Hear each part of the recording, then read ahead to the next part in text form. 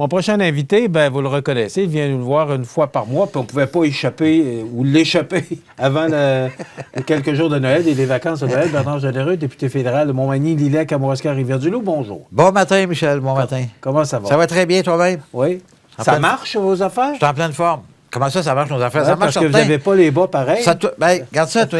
J'ai pas voulu réveiller mon épouse un matin. Tu ne pouvais pas passer à côté. Je me suis mis deux bas pas pareils. Mais au moins, ils sont de la même couleur. C'est déjà moins pire. Mais c'est Noël, ça fait comme décoration de Noël. C'est vrai trop vite. Vous aviez trop hâte de venir en entrevue ici. Ça doit être ça. Eh oui. Non, mais il faisait noir. C'est que j'ai... Parce que le matin, quand je pars de bonne heure, puis mon épouse dort encore. Ça fait que là, j'ai pigé deux bas. Normalement, ils sont ensemble. Mais ils étaient ensemble, c'est ça, je pensais ça, là. Ils étaient ensemble. Je trouvais ça trop drôle, mais bon, je ne peux pas passer à côté de ça. Bernard, les vacances, le bureau, oui. J'apprenais que le bureau ferme demain. Mercredi. Et reprendra ses activités le 6. Exactement. Vous arrivez de la Chambre des communes parce que vous avez quand même siégé jusqu'à vendredi passé. Jusqu'à mercredi soir. Mercredi? Oui. Bon, là, c'est fermé. Ça reprend, les travaux reprennent dans la Chambre On des reprend communes? le 29 janvier, mais la semaine d'avant, il y a des formations pour nos employés, puis on est en caucus pendant 2 jours. Donc, on va être une grande partie de la semaine avant qu'on rentre en Chambre le 29. Donc, au moins 4 jours. Là, je vais être à Ottawa la semaine d'avant. Donc, on a besoin de... Ça prend de la préparation. Là, puis, on a eu un automne extrêmement chargé là, à Ottawa. D'ailleurs, le dernier passage, on a eu 5 semaines d'affilée. J'ai fait 10 000 kilomètres pratiquement en 6 semaines. Incroyable. Alors, ça fait que, donc, ça a demandé beaucoup d'énergie. Sincèrement, je suis fatigué. C'est fou parce que les gens ne se rendent pas compte là, que... Quand, évidemment, moi, je voyage en auto parce que ça prend le même temps si j'allais en avion que je suis en auto. Donc, je vais en auto, j'arrive là-bas, j'ai mon auto, je peux me déplacer. Mais vous n'auriez pas à conduire, au moins, là? Bien, j'aurais pas à conduire, mais ça reste que... faut que j'arrive à l'aéroport 1h30 avant. Le vol dure 1h15, à peu près, 1h30. Mais là, il faut faire un saut à Montréal, donc c'est plus long parce qu'il n'y a plus de vol direct, là. Donc, c'est vraiment du taponnage en avion, là. Puis en train, c'est la même affaire. Donc, je vais en auto. Mais ceci dit, c'est que là-bas, à Ottawa, les sessions, moi, j'ai 2 comités. Le comité des langues officielles, puis là, on est sur la loi C-13. Donc, c'est la réforme de la langue, la loi sur les langues officielles qui date de 52 ans. Donc, c'est une loi importante il y a un gros processus de consultation. Et puis, après ça, l'industrie, il y a des dossiers très importants là, qu'on traite actuellement. Donc, ça demande beaucoup de recherche, beaucoup de travail en termes de préparation pour ces rencontres-là, plus le travail parlementaire qu'on a à faire comme député quand on est en Chambre des communes, etc. Donc, on ne s'ennuie pas à Ottawa, là, malgré, des fois, les gens peuvent penser qu'on ne fait rien, là, mais c'est pas le cas. Là. On travaille fort, puis il y a beaucoup de travail d'équipe aussi qui se fait.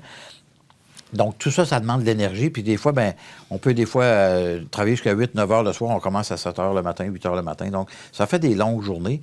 Puis plus le transport, etc. Je ne suis pas en train de me plaindre, là, mais ce que je veux dire, c'est que quand ça dure, parce que normalement, on va être 2 ou 3 semaines d'affilée à Ottawa.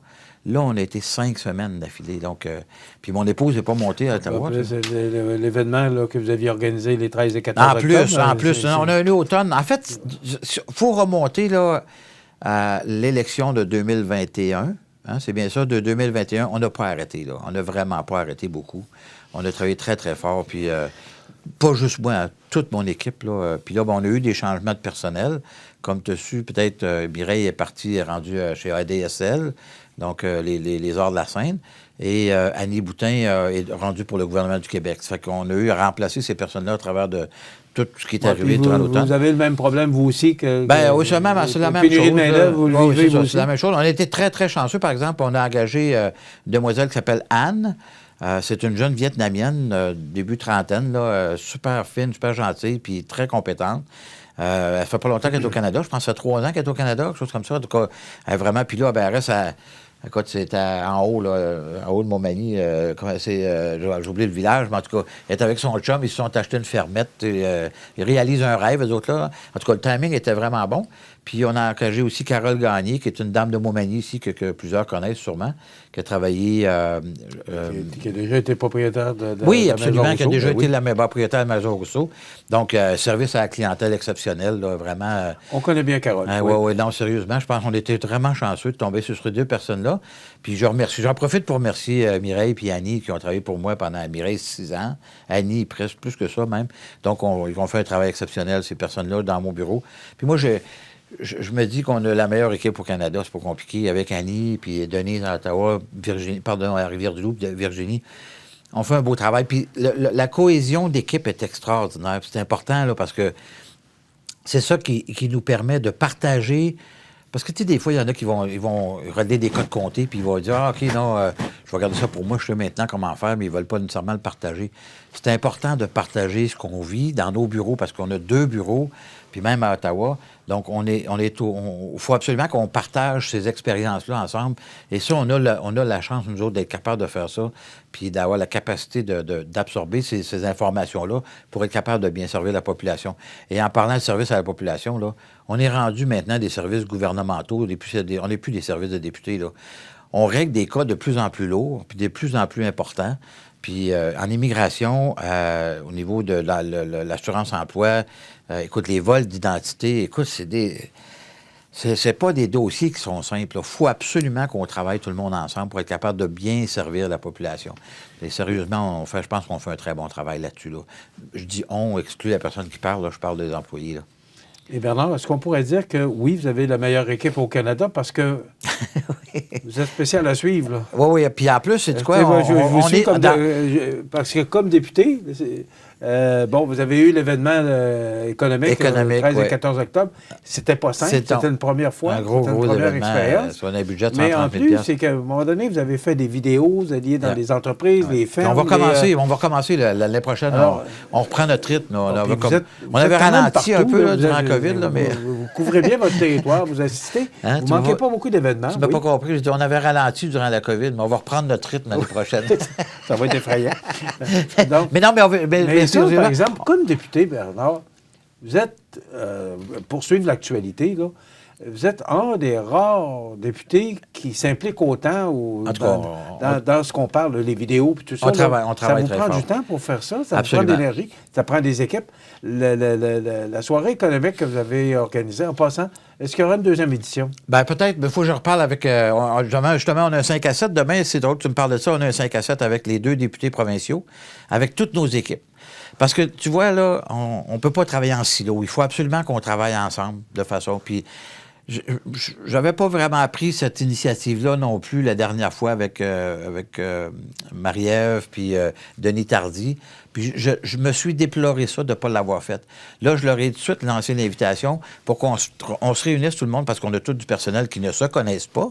Mais ça nous arrive que nous autres, les gens nous appellent, c'est des cas provinciaux et vice-versa, là. Donc, il faut faut savoir à qui parler pour être capable de bien communiquer puis de régler notre objectif, nous autres, c'est toujours de régler les cas de comté le plus rapidement possible. Alors, comme Mathieu parlait, j'ai entendu l'entrevue que tu as faite avec Mathieu hier. Eux autres, c'est au niveau du Québec, là, de l'éducation, Hydro-Québec. Il y a des gens qui nous appellent pour Hydro-Québec parce qu'il y a des poteaux qui ne sont pas plantés dans les rues, etc., des nouvelles rues. C'est pas nous autres à régler ça, là, c'est à eux autres. Donc, tu comprends? Chacun ses mandats, si tu veux, là. Puis ses compétences. Il faut admettre, Bernard, que là, Mathieu Rivet, que vous connaissez très bien. Ah oui, absolument. Puis Amélie Dionne. Amélie Dionne, je la connais depuis...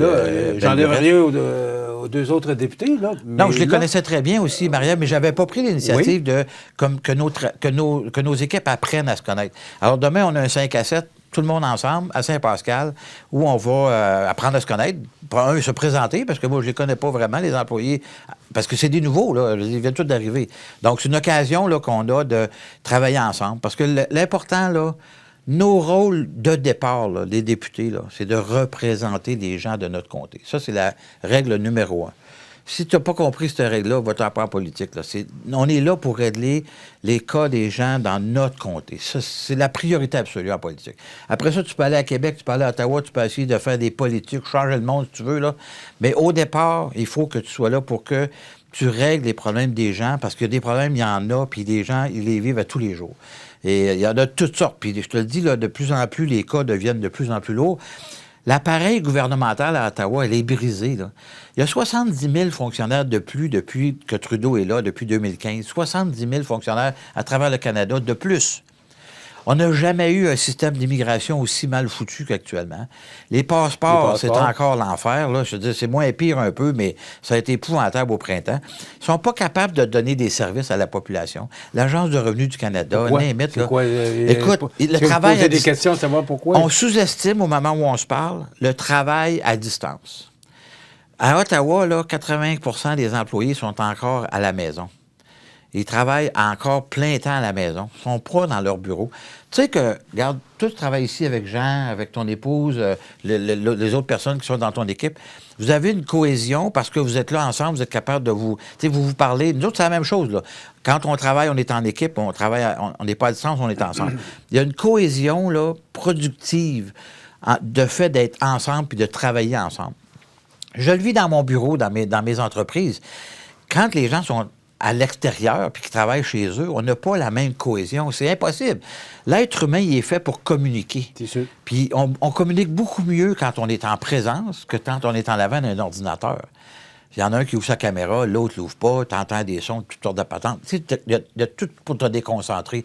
Tandis que quand on est ensemble, on travaille. C'est la même affaire pour le gouvernement. Là, ils travaillent avec des gens, 80 des gens sont à distance. Comment veux-tu être capable de créer une cohésion productive? Puis c'est vraiment sous-estimé actuellement le manque de productivité. Parce qu'il n'y a même pas d'études, là, évidemment. C'est nouveau, là. Tout le monde, après, à cause de la pandémie, est parti, puis ils se sont ramassés chez eux à travailler. Puis c'est pas de leur faute. Je suis pas en train de mettre le blanc sur les fonctionnaires. Là. Ce que je dis, c'est que actuellement, puis là, le gouvernement fédéral a dit qu'à partir de janvier, les gens allaient rentrer au bureau 2-3 jours semaine. Les syndicats sont montés au front pour dire « Hey, ça n'a pas de bon sens. On aurait dû nous consulter. » Consulter pourquoi? Je veux dire, pas de raison de moi consulter. l'employeur, Ben non, c'est qui paye, là? Je veux dire, ça vient-en travailler, là. Mais pourquoi on ne parle pas de ça, la Chambre des communes? Vous en parlez ici? Ben, on en a parlé en masse. Il faut suivre les travaux de la Chambre des communes pour réaliser qu'on parle de tout ça, là. On parle de toutes ces affaires-là. Mais ça reste qu'il faut le faire dans le respect. Bon, on est d'accord, il faut prendre le temps, mais il faut se donner un délai, peut-être, là, pour recommencer à travailler à temps plein. L'excuse, c'est que la pandémie est encore là. Ben, je suis désolé, là, mais la pandémie, là, ça va devenir comme une grippe, là. Ça veut dire, inévitablement, la pandémie va... La COVID-19, là, ça va être un autre qui va se rajouter avec tous les autres maladies qu'on a sur la planète Terre. Il y en a 3 autres virus actuellement. Il y en a 3 autres virus actuellement. Les enfants sont tous malades. Il y a la moitié qui ne vont pas à l'école. Puis c'est pas la COVID, là. Tu comprends? Donc, inévitablement, la COVID va faire partie de la longue liste de tout ce qu'on peut pogner sur la planète, là. Donc, inévitablement, on ne peut pas donner ça comme excuse en disant qu'on ne veut pas recommencer à travailler. Je pense qu'il faut recommencer à travailler. Si tu es grippé, si tu tousses, whatever, tu peux rester 2 jours à la maison. De toute façon, ils sont rendus avec des congés payés au fédéral. Écoute, je travaille depuis travailler quasiment. En tout cas, j'exagère. Mais bon, tout ça pour dire que... Est-ce que ça vous fait du bien? Oui, ça me fait du bien. mais tout ça pour dire que quand les gens ont des besoins, il faut qu'on soit là pour y répondre. Oui. Et ça, là-dessus, on peut te donner une bonne note. D'ailleurs, j'ai su avant de partir la semaine dernière d'Ottawa, notre whip, dans le parti, nous a appris qu'il y avait une liste des 10 premières... les 10 députés qui dépassent le plus par année. Il y en avait 7 conservateurs là-dedans. Puis là, ben, parti d'Ottawa, je reçois un email, puis bon, mais si tu as besoin d'informations, Bernard, regarde, tu fais partie des 10 en question. Ben, je dis... puis là, j'ai pensé à ça... J'avais 5 heures de route à faire, j'ai pensé à ça tout le long en m'en revenant. Puis là, je me disais, faut-tu que je me sente coupable d'avoir dépensé de l'argent de mon budget pour avoir représenté puis avoir fait ce que j'avais à faire auprès de la population? Et c'est le budget qui vous est alloué? C'est le budget qui nous a alloué. Je n'ai pas défoncé le budget, là. Je suis dans mon budget. D'ailleurs, si tu défonces le budget, c'est toi qui payes, là. Mais je n'ai pas défoncé mon budget. Mais la réalité, c'est qu'on a des comtés qui sont tellement grands. C'est pas comme un comté dans le milieu de la ville de Toronto ou de Montréal, là. Ils font ça à pied. Moi, en fin de semaine, là, j'ai fait 300-400 km encore dans mon comté, là. Je vais en faire au moins 200 aujourd'hui, là. Tu sais, je veux dire, eux autres, ils peuvent partir en bescapédale ou partir à pied, prendre le métro pour aller d'un coin de rue à l'autre. On n'a pas cette possibilité-là dans nos comtés, nous autres, en région. Puis là, imagine-toi, ils veulent me rajouter le Témiscouata. Tu te rends compte, toi, là? Je vais avoir un comté qui est grand comme la Belgique. Après ça, moi, je ne m'excuserais pas d'être obligé de faire trop de kilométrage dans mon comté, là.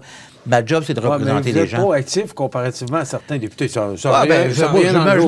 me compare pas aux autres. Moi, je fais ma job. Mais c'est pas ça, mais on en parlait tantôt. Et vous êtes partout.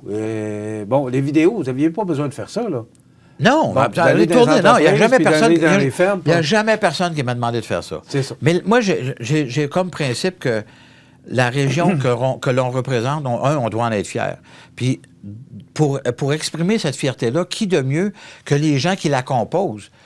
Moi, je me fais le porte-parole, je me fais l'intervieweur, je me fais en fait, it's not about, en anglais, on dit it's not about me, it's about them. C'est pas à mon sujet, c'est à leur sujet. Moi, je veux les mettre en évidence. Ils ont, les gens là, qui produisent, regarde, on vient de faire la tournée des marchés de Noël. C'est incroyable, la qualité.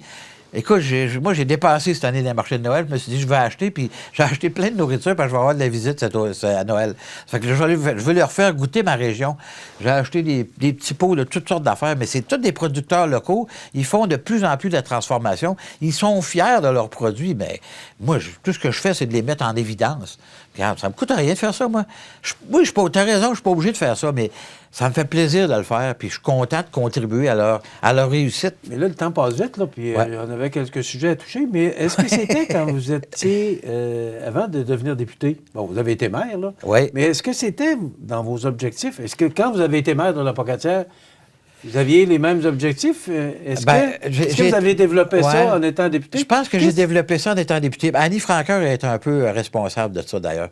Elle a plein d'idées. Je suis obligé de la breaker. Moi, je suis comme... j'ai l'air de celui qui est bien énergique, là, mais elle est encore pire que moi. Là. Oui, bien, on connaît Annie. Là. Oui, c'est ça. Mais c'est pour ça que... En fait, quand je dis qu'on... Tandis que c'est pour ça qu'on fait une équipe, nous autres, là, extraordinaire. Ça fait 8 ans et demi qu'Annie travaille pour moi, d'ailleurs. On fait une équipe extraordinaire. Mais l'idée, c'est que j'avais pas...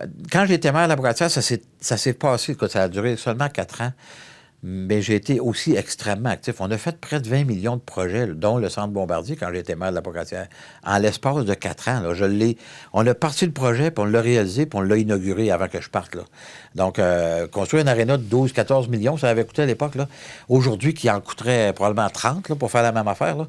Donc, je vais de la Pocatière, ils peuvent se compter chanceux qu'on ait pris cette décision-là en 2005, puis qu'on ait inauguré en 2009 l'aréna, parce qu'aujourd'hui, au prix que c'est rendu, ça coûterait le double, minimalement le double. C'est la salle de réception. La salle, oui. Puis, tu as vu, je ne sais pas, tu as constaté comment... Pour faire l'événement là, de rendez-vous à faire, c'était l'endroit parfait. Là. Les salles en haut, il y avait des conférences dans les loges, il y avait toutes sortes d'affaires. Il y avait sur le plancher, etc. Même le plancher qui a servi, c'est un plancher que j'ai demandé qu'on achète quand on a inauguré l'aréna pour être sûr qu'on peut s'en servir n'importe quand durant l'année.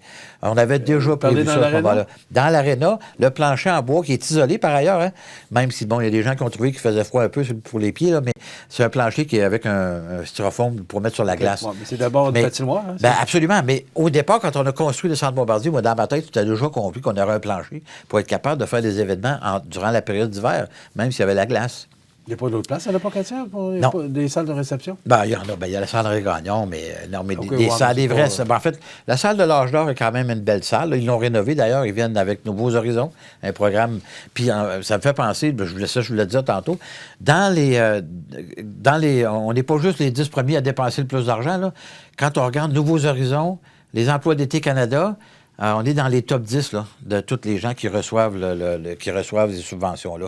On accompagne énormément les gens. On a pris beaucoup d'expérience avec les années, puis on s'assure que les gens aient des bons scores quand ils vont pour présenter leur projet. Puis les gens, ils font appel beaucoup à nous autres aussi. Là, hein. On a une belle expertise, puis on la partage. Donc, tout ça est parti du bureau qui ferme demain puis qui roule le 6 janvier. Exactement, Seigneur, c'est tout ça passe vite. Hein? Il nous reste 6 minutes. Bon, ben écoute, on va essayer de prendre quelques dossiers. Alors, il faut se vanter, puis moi, je te dis, il faut se vanter de temps en temps. On n'a pas besoin de... Il faut se vanter de temps en temps. Attends un peu, je vais te montrer mes bons encore. Oui, ça doit être à cause parce qu'il n'y a pas les bonbons. 2023, Bernard... 2023, écoute, premièrement, on va revenir, évidemment, on va suivre l'actualité, là, parce que là, tu viens de jeter ta feuille par-dessus bord, mais C-21, c'est quelque chose qui est important parce qu'on est une région où il y a beaucoup de chasseurs. Là. C-21, c'est un projet de loi pour interdire les armes de type militaire. Premièrement, dans le projet de loi, il n'y avait pas de définition de c'est quoi une arme de type militaire, première des choses. Mais les armes de poing aussi. Bon, évidemment, 80 mais ça s'en va où, là? Ça s'en va où? C'est que les libéraux ont déposé un amendement où il y a 300 pages dans lesquelles il y a 1500 armes de chasse. C'est des armes de chasse, là. C'est pas des armes. Alors, notre intention, c'est de faire en sorte qu'on puisse en éliminer. Là, il y a déjà des députés libéraux, NPD, puis bloquistes qui veulent voter contre. Donc, je pense qu'on s'en va vers D'autres ont proposé de faire 8 réunions avec des experts, mais sur le terrain et non pas à Ottawa, là, aller rencontrer des gens un peu partout à travers le Canada, dont le Québec, pour aller parler de l'ensemble des armes qu'ils ont rajoutées sur ce projet de loi-là. Le fondement du projet de loi lui-même, l'intention est bonne, là, mais les libéraux travaillent tellement tout croche, ça n'a pas de bon sens. En tout cas, tout ça pour dire je pense qu'il faut légiférer là-dessus, on n'a pas le oui, choix. Avec la on est violence, d'accord, on est d'accord avec ça. Des armes d'assaut, là, on en veut pas. D'ailleurs, sont interdites au Canada depuis 1971. Là. C'est pas nouveau, là. En tout cas, mais il y a ça, on va revenir régionalement, on va revenir avec les cliniques de passeport 2023 déjà? Oui. L'année prochaine. Avril? Ça part, j'ai pas la date encore. Mais normalement, c'était au mois d'avril ou au mois de septembre? Habituellement, c'est au mois d'avril-septembre. Annie fait signe que oui. Donc, au mois d'avril, on va revenir avec nos cliniques de passeport et on va sûrement recommencer à faire une tournée. On n'a pas décidé encore quel thème ça sera. Mais la dernière qu'on a annulée en 2020, je pense que c'est la tournée de l'environnement, me semble. Oui, c'est ça. Donc, on va réanalyser tout ça, là. Il y a peut-être des choses d'actualité qu'on pourrait parler plus, mais on va recommencer à faire des tournées, peut-être durant l'été, l'année prochaine, là. Mais on va continuer à faire le travail qu'on a fait depuis 8 ans et demi maintenant que je l'ai député. 8 ans et demi, tu te rends compte? Le temps passe vite, ça n'a pas de bon sens. Quand la dernière fois qu'on a été élu, 2015, en fait, là, depuis 2015, je suis là, sans interruption, depuis ce temps-là. Ouais, j'avais une petite pause entre les deux. Là. Puis là, je ne lis pas les sondages, là, mais là, je serai à 60 dans les sondages, imagine-toi. J'ai gagné à 50,4 la dernière fois. Fait que là, je compte sur vous. Mais il n'y a pas d'élection en vue. Mais on ne sait jamais. Parce que. Là, ce que je comprends, de toute façon, vous me l'avez dit, vous allez y revenir. Il y a plusieurs qui prédisent qu'il y aura des élections en 2023. Donc, un gouvernement minoritaire. M. Singh a commencé à donner des. signes, sans faire de mauvais jeu de mots, de signes de fatigue. Il y a des signes de fatigue, des signes de faiblesse surtout. On a senti les choses glisser un peu sous le tapis. Pensez-vous que M. Singh peut reculer? En fait, sincèrement, il a vendu son... Est-il tenté de le faire? Il a vendu son âme. S'il veut reprendre ou refaire des gains potentiels, il va falloir qu'il donne un coup de barre. Il est mieux de ne pas attendre que Trudeau le mette dehors. Le coup de barre, c'est des élections. Absolument. Mais s'il ne fait pas ça, si c'est Trudeau qui le met dehors, il est fait, il est foutu. Ils ont vendu leur âme. Quand je te dis que c'est un parti d'opposition, le NPD, qui était très efficace, aujourd'hui, ils donnent des passes gratis là, sur la palette aux libéraux, là, dans les comités, partout. C'est fou raide, là. C'est incroyable. Ils ont vendu leur âme, littéralement. Je veux dire, ils font pas... M. Singh, je ne sais pas si tu as vu la dernière séance à la Chambre des communes, il a posé une question à M. Trudeau en disant, moi, quand je vais être premier ministre, je vais respecter mes promesses. Hey, tout le monde a éclaté de rire. Tout le monde sait très bien qu'il ne sera jamais premier ministre. Là. Pas dans la façon dont il se comporte. Tu ne vas pas donner tout ce qu'il veut au gouvernement. Là. C'est pas compliqué. Le NPD n'a pas d'argent. Ils n'ont pas d'argent. Ils n'ont plus de dons qui rentrent ou très peu. Là. Mais donc, en 2023... On pourrait avoir des élections. La seule façon d'avoir des élections, c'est que M. Singh recule. Puis non, M. Trudeau peut dire c'est fait en entente puis on part en élection. Okay. M. Trudeau, il peut tirer à la plug n'importe quand. Là. S'il y avait des élections en 2023, Bernard, serez-vous du... Ah oui, absolument. Moi, j'avais déjà annoncé lors de la dernière campagne que je serais la prochaine. Là. Puis après ça, on verra. Mais je vais être assurément la prochaine campagne électorale. Mais là, j'ai 60 ans. Si on est encore là pour un an ou deux, même 62, une autre élection, je vais me ramasser à 65 ans. Moi, après ça, là, je pense que ça va être... Vous avez quel âge? Moi, j'ai 60 ans. Okay. Moi, je m'étais dit dans ma tête 65 maximum. Là, je veux laisser la place aux jeunes. Là. Moi, je suis un vieux crouton. Là. Je vais devenir un vieux crouton. Je ne le suis pas encore. Là, vieux crouton. Un vieux crouton. non, mais je ne le suis pas encore. Là, mais dans ma tête, j'ai 20 ans. Là, ça fait que vous n'avez pas fini de m'entendre. Alors, l'entrevue d'aujourd'hui, on devait parler un peu de politique, mais on n'en a pas parlé. Il y avait un certain dossier. Il vous reste 1 minute et demie. Oui, c'est long. Je vous les accorde pour que vous puissiez parler OK, c'est bon. Aux gens qui vous... qui vont à votre 60 Oui, c'est ça, à votre 60 En fait, non, il faut parler au 100 Bien, c'est ce que je partais pour dire. Ben oui. Parce que là, ici, ils sont 100 Puis, et il y en a 60 du 100 Et d'ailleurs, tu sauras qu'il y a des gens qui sont bloquistes, qui sont NPD, qui sont de toutes sortes de couleurs, là, qui votent pour moi. Ils votent pourquoi? Parce qu'on a une équipe extraordinaire. Puis ils votent pas juste Bernard Généreux. OK. Il vous reste 63 secondes. Alors, mesdames et messieurs, auditeurs de CMA TV, ça me fait extrêmement plaisir de prendre ce temps d'antenne pour vous souhaiter à vous tous de très joyeuses fêtes. Vous savez, la période des fêtes est une période de partage, d'amour et de joie. Et il faut absolument que vous profitiez de ce moment-là, quoique pour certains difficile, pour vous rassembler et partager ensemble ce que vous possédez, parce que ce que vous possédez, c'est ce qu'il y a de plus beau, c'est l'amour. Alors faites-le, partagez ensemble tout le monde, et je vous souhaite de très, très, très joyeuses fêtes. À toi aussi, Michel, à ton épouse, Jean, tout le monde, toute l'équipe. Merci encore. Merci. De votre côté, à votre merci famille. beaucoup. Annie Francaire qui est là. Annie Francaire, malheureusement, oui. on ne peut pas la voir en studio. Ben, viens-donc assez. Mais on va rapidement. Vite, passe en avant de la caméra. Est-ce qu'on la voit? Oui, elle est là. Bon, ben, il faudrait juste se rapprocher un peu qu'on voit, malheureusement. There you go. Annie. Ça, c'est vraiment du direct, mais on doit s'arrêter. Okay, merci, joyeuse fête.